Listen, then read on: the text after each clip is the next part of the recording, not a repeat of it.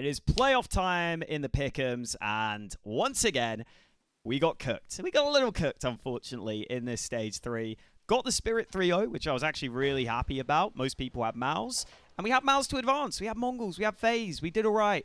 I think the thing that really messed me up is Na'Vi. I thought Na'Vi were going to really struggle here. That ended up not being the case, because that was also the main reason I didn't put Namiga 0-3, was I was scared of this opening matchup. And Na'Vi actually did way better than I expected, so credit to them. But that's also kind of why I didn't put Namigo 0-3. I actually thought they were probably weaker than these teams, but I just thought this opening matchup was too scary for me. So, a little unfortunate, but we move. Playoff time. Okay, here's what you're really here for. Let's start from the top. Furia versus Pain. I think this is an interesting one. Obviously, Furia have a bit more experience on the roster and a pretty great run, a pretty good run so far. But interestingly, Furia's only loss is actually against Pain, isn't it? They actually did lose against Pain already in this tournament, so that kind of makes it a little more interesting. I do feel like Furia had advantages in that match, though, and they had an especially bad streak starting with the second pistol. They lost it up a couple of clutch rounds. They had quite a few man advantages that just didn't really pan out for them. In terms of players, you obviously have Melodoi, who's playing great. And I do think that Melodoi has shown a bit of a tendency to fall off in playoffs. But at the same time, we haven't even seen Keisarato be that good yet. And I don't think Keisarato is quite at the level where he was solo carrying this team, but I think he'll still be better than he's been so far. And looking at the Pain side, I really like Pain. I think this roster has come well-rounded. I really like Big Uzera. I think the calling's solid. The problem is, with that lack of experience, do I really believe that all these players are going to step up under pressure? Because I think the pressure of the playoffs we've seen in all previous majors, it's just so different. It really is so, so different. Right? It's in these sort of times where like someone like a Carrigan can suddenly start fragging and just make these really cool mid-round calls. And the rounds don't go as you expected because there's all the noise from the crowd and there's so much going on. I do think I'm leaning Furia for that reason, right? Even if you think the teams are somewhat similar, which I think they probably are. I think in terms of actual ability, they probably are somewhat similar. And in terms of what we've seen from them, I think, yeah, probably somewhat at similar levels. And again, Melodoi has had one series where at Astana he kind of fell off. He got like a 0.94 rating in the semifinal. But that was against Spirit, right? And Spirit are just a completely different caliber to this team. And Yakindar has actually been very good, and I don't think that will slow down, actually. I think Yuri has been great so far. Fallen has actually been fine, which I didn't expect, and I don't know if I will continue to expect it, but I still think that he will have the cool head, and he is going to have still his great flash assists, for example, and a lot of these factors that are helpful. Whereas for Pain, like, I look down the roster, again, I like them. I like NQZ. Still not that experienced. Although I've seen him do all right in big games, so I don't think he will necessarily be a problem. But then, as Snow has had his issues, and he's so young. Like, he doesn't strike me as the kind of guy who's going to be really confident. Davidos and DGT, I just don't really know. And normally, players are going to be slightly below expectations. The thing that is interesting, okay, the veto is going to be interesting because I think that Pain should float Ancient here. I think they should. Both teams permaban Ancient. I think Pain should just ban Train, because I don't think they've got a chance on that. Force Furia into banning Ancient, and then I think you could get interesting with the veto. And Pain have done that in the past, actually. Against Odic, they did it. So I think there is a real chance that Pain can make the veto a bit more interesting. But again, experience factor, I'm going with Furia. I just have to. I really think experience plays that much of a factor here, and Pain just don't have it, right? And maybe they have players that can step up under pressure, but I haven't had the chance to see that yet. And I can't believe in something I can't see. I'm sorry. I'm sorry. Okay. Up next, Faze Mongols. Should be a fun matchup. I think the concern for me is I don't think the Mongols were at their best in the group stage, and that's normally when they are at their best, right? Like Senzu had to play so well to get them here. He had to play so well. And we've said it about Senzu already. The Mongols in general seem to be a team that underperform in playoffs. But for me, it's not even a whole team thing. It's more of a Senzu thing. He's such an important player on this team. He's a pretty aggressive rifler. He's normally so snappy with his aim. And if anything, I think Umzinho and 910 actually elevate their level in the playoffs, which is crazy because they're still not an overall super experienced team. But they also have been fairly middling, I would say, in the group stages, those two players. And I also think Blitz can sometimes struggle a bit in these playoff games. And that's a problem because he's the in-game leader. And if he is starting to get frazzled and he's not playing well individually, that could affect the calling. And that's coming from a team who I already think they weren't playing at their best in the group stage, just in terms of like team play and timings. I really don't. Right? The fact that Senzu had to carry them so hard, I think it kind of shows that a little bit. And that's normally something I give a lot of credit to the Mongols for. So I think that could be a little concern for me, right? Talking about Faze, Faze are just the opposite, right? Like, in these playoff moments, Karrigan is incredible. Simple should be thriving, right? And I wouldn't be surprised if Simple actually feels a little bit of pressure to begin with. But at the same time, the experienced rifle core of this team, I think they make sure it stays close early on, and the Mongols will start to struggle. And unfortunately, even though Senzu's starting to get a little better, he needs to be the best player on this team in playoff games. It's just not happening, is it? It just isn't. And you also have to remember, Karrigan has those moments where when the game gets really chaotic, for me, he's the best at finding a plan on the fly and communicating that to his team and saying, I've got to read, I've got to feel that we can go here and take this. And even if Karrigan's fragging has been pretty bad, like really bad so far, I don't think that continues. I actually think, if anything, he will be a bit better in the playoffs. And it doesn't even have to be in terms of overall numbers. It just has to be in terms of the way he's getting impact frags. And you will just see him like go in alone somewhere on the map because he's like, I know that I can just get a timing window here. I know that I can draw rotations, right? I just don't see the Mongols being able to break out from their playbook in that same way if the game gets chaotic, which it should, because Frozen actually maybe wasn't his best in his previous stage, but he's good. He's very good. Rain, again, should step up in these moments, and Alicia's been fine as well. So, yeah, has to be Faze for me. Na'Vi Vitality. Fair play to Na'Vi. Probably the team I underestimated, I guess. It would be fair to say. And to be honest, they've made it here without Bit playing that well, which is actually pretty impressive, because he's had to be their best player for a lot of this year. So maybe that could be a good sign. And interestingly, we haven't had Na'Vi Vitality this year. That makes things slightly interesting, but I have to caveat the thing with Na'Vi in that all their wins are against teams who didn't make playoffs, and some of them are close, right?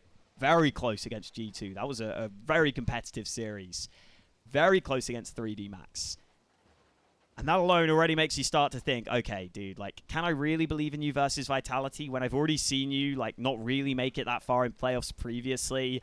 No one's played incredibly well. Like, Wonderful's been fine. You know, JL and Emma, they've been fine. And sure, JL can maybe step up in these big moments, but apart from the initial wobble, Vitality have still looked fantastic, right? And maybe we'll touch on them a bit later, but for me, if Vitality are losing in this major at any point, it's not here. It just cannot be here. I cannot in good faith, argue for you why Na'Vi should beat Vitality right now. Right? I even think the way Vitality play and the way they can be quite active sometimes, I actually think that's going to be quite an issue for Na'Vi. I feel like that's the sort of team that Na'Vi don't really like to play against necessarily. So unless there's some crazy Alexi B masterclass, and even if there was, I don't think it makes enough of a difference. I think you've got to have Vitality. Okay. Spirit Mouz, probably the most interesting one, because I would say Spirit are in better form from the previous stage, but Mouz have beat Spirit twice already this season, right? That makes things interesting. They were able to win on Ancient both times. They were able to split their wins and losses on Nuke and Dust 2. The thing that makes me not take that into account quite as much is that Magix was really quite subpar in both of those series, but he's already looked better at this event, and Magix just seems to be very, very good under pressure. I think there's just something about his personality where you even saw after they won the major, it's almost like he just didn't care in a weird way. And sometimes that can be your biggest superpower in life, guys. If you just kind of don't care, you have free reign to do whatever you want to do. And Magix seems like that sort of player, right? I also think Spirit's Dust 2, which they often go to, it's been way better lately. Mouz have improved on it, though. Like, recently, they haven't been too bad on it, even though they don't pick it. But, yeah, I still think Spirit should have an advantage there. That is a map that maybe Mouz could, like, be a bit threatening on, though, which is kind of interesting.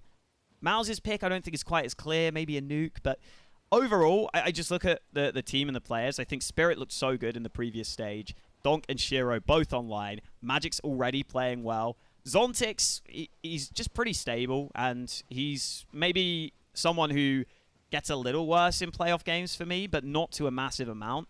Whereas for Mouz, I do think they have some inconsistent players still, right? Like, Exertion, just in general, is quite inconsistent, but I think in playoff games, that can sometimes be pumped up to 11, where I think he just goes in, like, a little too early compared to his team. And he's always someone who's going to go in for these early fights. But when it doesn't work, it looks like it can be very costly. And I really like him as a player, but I still think he can just maybe like get a little eager, a little antsy sometimes in these sorts of moments, right? And the other scary thing for me is, I think something that does need to be talked about a bit with Mouz is that since Spinks has joined the roster, it feels like it's limited Yimfat slightly. It does. Like, Yimfat used to be so good in these positions by himself. He just massively overperformed. And maybe it's just a coincidence that Spinks has joined at the same time as Yimfat kind of dropping off just a little, right? Because Yimfat, I think he's still good at what he does, by the way. But it's just before he was a cheat code because he was putting up insane numbers in hard spots, right? Now, I think Spinks has maybe taken that shine away a bit. And I think Spinks is good. Like, he's the player for me that I'm not too concerned about, actually, dropping off at this point. I think he'd still be fine. But he's given a lot of space on this team. And just in general, is he quite putting up the numbers to be like, yeah, you're our guy? I don't know. Compared to his Spirit, who just have, like, so much more firepower. Like, I feel like both Donk and Shiro, I trust to outperform anyone on this Mouz team. And so for me, I actually go Spirit. I really do. Okay. We're going to go a little more... less in-depth, I guess, is the way to say it, on these matchups. Because we don't actually know these are going to happen. But I still want to give you my gut feeling. And again, it's that Faze are going to beat Furia, man. Oh, I've lost them. I've lost them. How do I... There we go. Faze are going to beat Furia. I think Furia are good and I like them. But I do think a lot of their game has been based around Molodoi. And I don't think he will quite hold up. And as soon as that happens... I just think Faze are too good. And I'm sure a lot of people will have this exact same Faze run, making it to the final. And the thing with Faze is, at any moment, they're the hardest team to predict. Because with Symbol coming in so lately, it's like, this team could fall apart. Like, they could start struggling at any moment, right? Like, the comms could just stop flowing, and then suddenly you're in trouble. I could absolutely see a world where that happens. But I think it's more likely that they continue to play well enough. Mainly just because of the faith I have in Karrigan, but also just the experience of all the players on this team and the fact that I think a lot of these players themselves know how to make good decisions, and that makes everyone else feel comfortable, including Simple. So I actually do back Faze. Vitality Spirit. This is maybe just a gut feeling again, and my gut's been wrong in the past. I feel like Spirit have got a really good chance in this. Like, the thing that scares me for Vitality is...